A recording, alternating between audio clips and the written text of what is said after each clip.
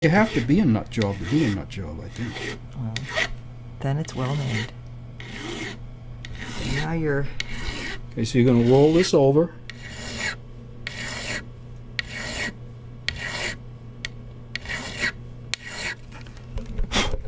Okay, my English is all screwed up because I've got a camera and it's in my way, and somebody's standing over me working. It's in my way, but it's got to make the video.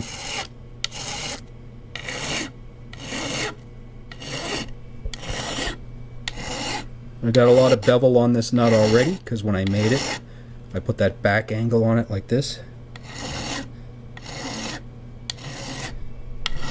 Okay, next thing I want to do is I want to take that 3-corner file I used on the Refret job, right? I want to get rid of this completely because, you know, a lot of guys, including myself, will come down here fast, you know, to get back from up here. I don't want to feel that sharp nut. I just don't want anything to do with it, okay?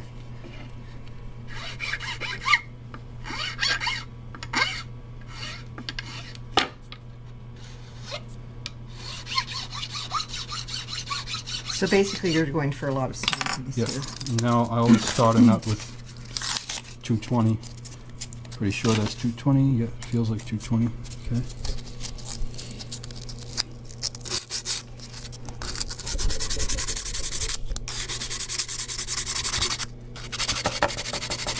Redoing what I just did with a file, obviously, but with sandpaper instead.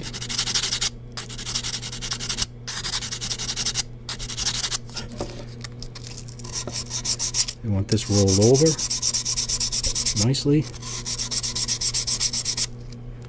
I'll come in and kiss those corners. I'm going to take one pass across the front, no more. I don't want to change that front angle.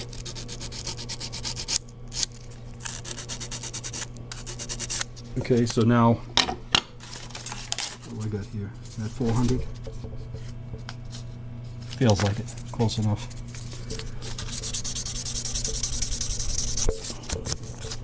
I'm not going to tell you what grade sandpaper to use here. If you can't figure that stuff out yourself with a little practice, because all you really want this thing to do is look smooth and nice, or not even. You know, I mean, whatever you like to do, but I used to compound them with compound and everything. I don't even bother with that anymore.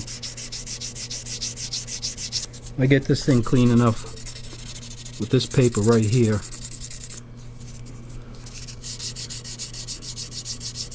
And then I will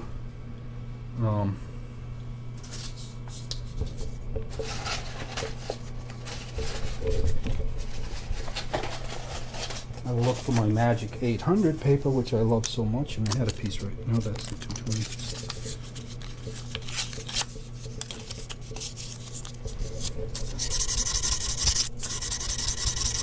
You could take this down to whatever you want, okay? But for me, a piece of 800 on that.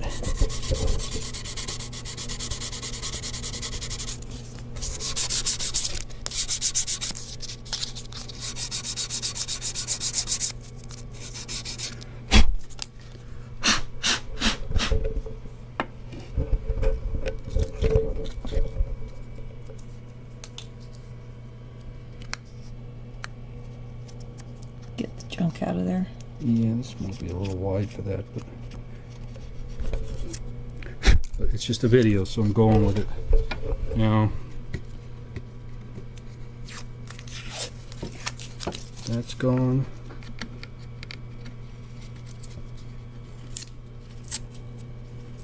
See why you want it? This is the side I didn't do the thing with my hand, right? With the tape. You see? It's a pain in the ass. So, that's a vintage guitar. You don't want tape sticking to it that good ever. You know. A lot of times on vintage guitars, I don't put tape anywhere on them. I just make sure I don't scratch them. I work a little slower, and I be more careful, you know. But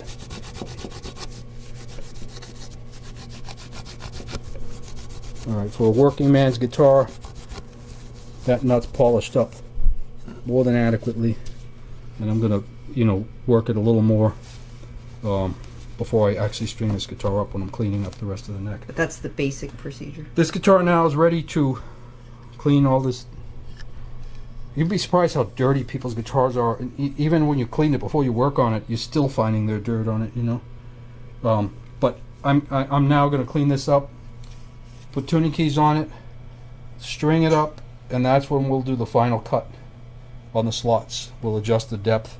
Again on these, same thing. I want to tip the radius on the slots. The bass strings are bigger.